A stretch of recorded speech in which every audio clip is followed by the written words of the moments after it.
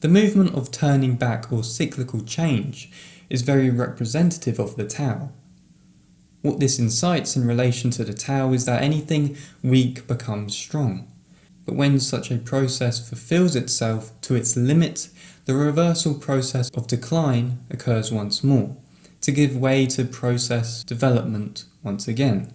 Development, decline, repeat. The Tao Te Ching states that we should, I quote, hold fast to the submissive.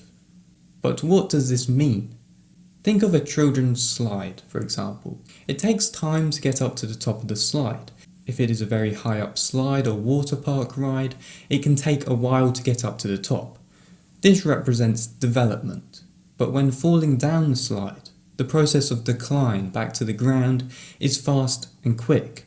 It completes itself in an instant flash.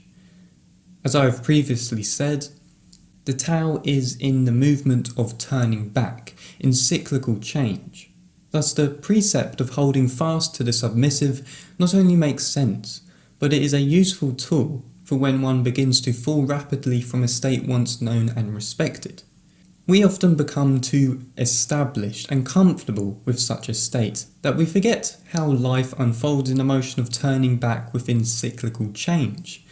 Thus, if one knows the way of the Tao, then one is to know not to fall hard, but instead to hold fast to the submissive and use one's own knowledge to avoid the hard, unpleasant fall.